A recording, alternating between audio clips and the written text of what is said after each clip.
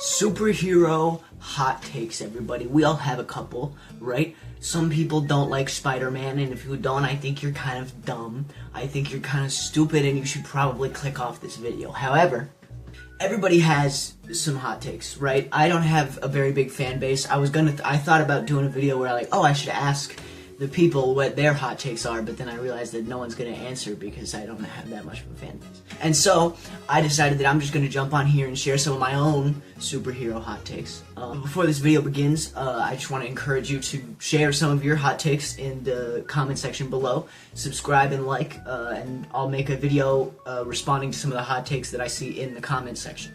This video is going to be a little bit shorter than the last one. Also, it's like a double upload thing. I'm trying to improve my editing skills, alright? So just bear with me. It's not going to be very good.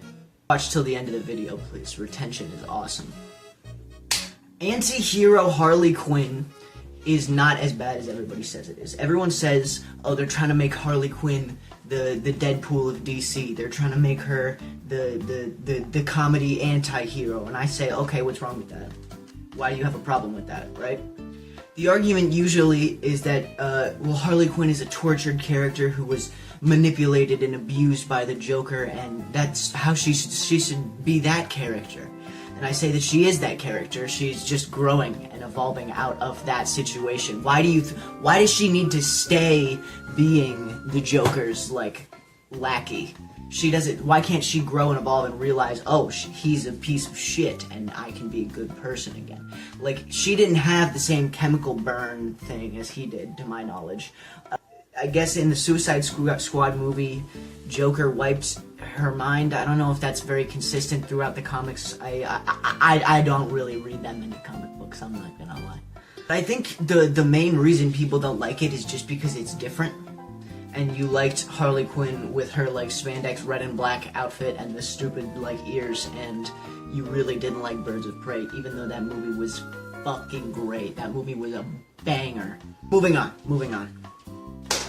Evil Superman only works when it's not DC doing it, alright? I think that every time DC has ever tried to do evil Superman, like in the Injustice comics and games, or in the DCEU, which is dead and buried, it has been boring, and something that we've seen 3,000 million times already. Only the people who did it before DC, who were knocking off Superman and making him a bad guy, did it way better. They just did it so much better. Talk about Omni-Man and Homelander for 2 seconds. They wash every version of evil Superman. They're more intimidating. They're more interesting. It's just better whenever DC doesn't do it. And I think if they are gonna do it, it shouldn't be Superman. It should be Bizarro or Zod. They shouldn't do Superman goes crazy. The Injustice plotline is stupid. I don't like it. The games are good, right? It's fun to fight people in Injustice 2. I'm not gonna say it's not, but the storyline is stupid. The Joker is not overdone.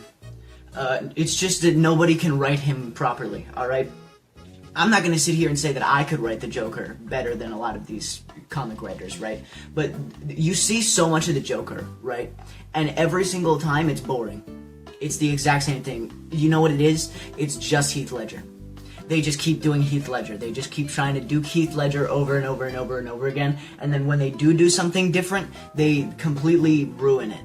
They don't do something that's in character for the Joker. We could give him grills and a tattoo on his hand.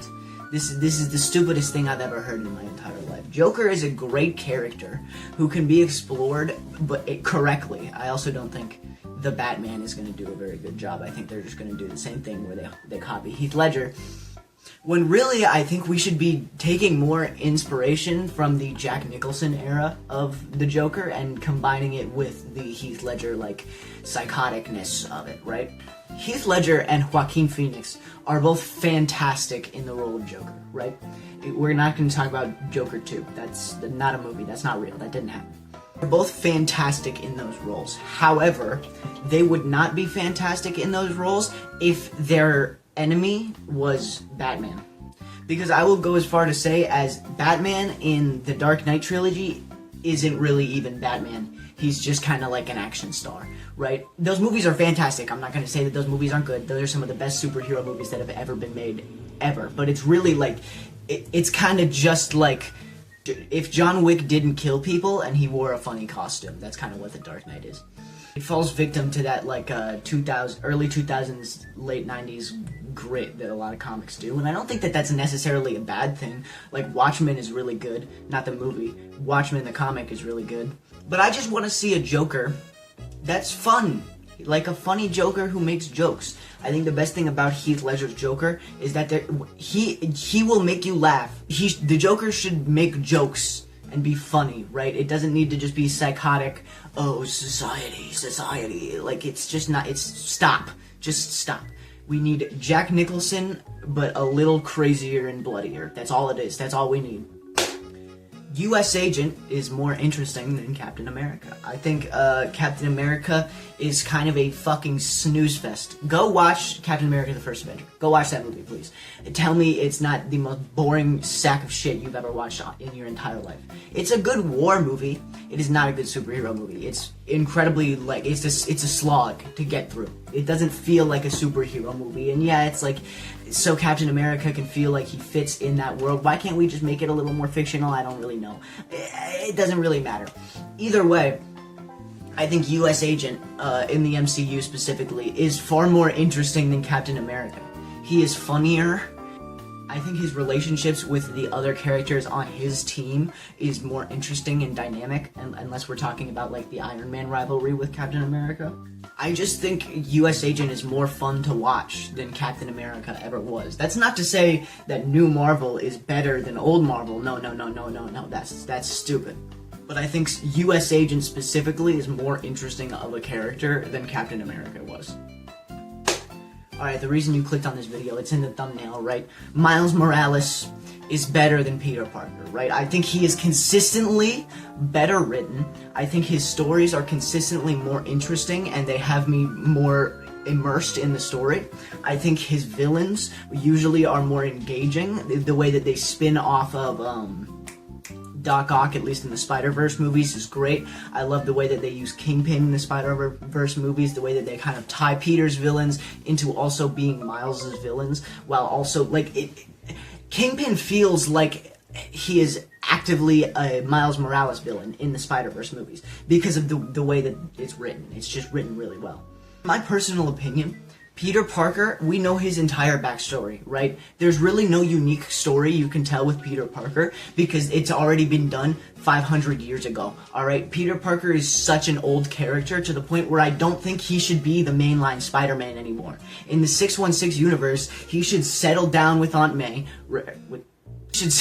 he should settle down with MJ, have their little spider children or whatever the fuck, and then mentor Miles as the new main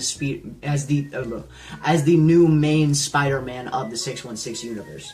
Not to say I don't think we could tell a good story with Peter Parker, right? I think the Tom Holland movies are great. I just think it's not that interesting, right? We know Peter Parker's backstory. We've heard it a million times, alright? He gets bit by a spider, and then his uncle gets bit by a bullet, alright? He dies, alright? Every single time his uncle dies, alright? And yes, that's a consistent thing with Miles, too, but people would not be nearly as mad if you changed up Miles' origin story to like an insane degree, because it hasn't been around for 300 million years in the same way that Spider-Man Peter Parker has. He is just more interesting. Let's say, back when Civil War came out, instead of doing Peter Parker because of like some stupid rights issue, even though I don't think that those are good, they had to do Miles Morales. I think that would have been infinitely more hype and infinitely better and infinitely more dynamic of a fight, even in that specific airport scene, than anything that Tom Holland has done in the MCU, right? And that's not to say that Tom Holland's is bad. I think Tom Holland is actually the best iteration of live-action Peter Parker so far. However, Miles is just more interesting. He's just better. We have a final little tiny little hot take, right, about the DCU. I think the DCU is gonna end up being better and more consistent than the MCU ever was, right? I think since James Gunn worked on the MCU, he saw a lot of the things that were wrong with it and why the movies weren't as consistently good as we kind of want them to be. And I think that with the DCU, with Superman 2025 and Man of Tomorrow and Supergirl, right? I think these are going to be some of the best superhero movies in the past decade, right? They're going to be great, right? Because Superman 2025 was already fantastic, right? If you think that movie was bad, you're out of your goddamn mind. It was great. That movie was fucking awesome.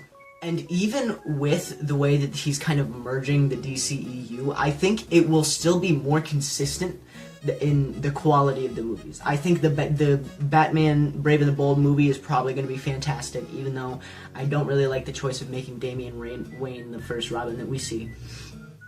I think Man of Tomorrow is going to be great. Everything we've seen in it looks great. They're finally giving Lex the war suit. I think it's going to be the most comic accurate movie cinematic universe that we've seen so far, right? And I think Marvel's probably going to fall off. I think DC is probably gonna take the reins and be the new mainstream superheroes, even though Marvel was for so many years. Like, everybody knows Superman, everyone knows Batman, right? But because of the MCU, everyone was looking at those specific superheroes for a very long time, right? And I think now it's kind of DC's time to shine, at least in the movie realm, because while the MCU was happening, the DCEU was happening. And that was a fucking stinker. This video is very rambly, very not scripted. I had a little run through, but honestly, there was like 3 or 4 hot takes I dropped in there that weren't even on the list. All right, it's gonna be a kind of messy video. Thanks for sticking around. Thanks for sticking around. If you're still here, like and subscribe. Bye. Say bye. Say bye.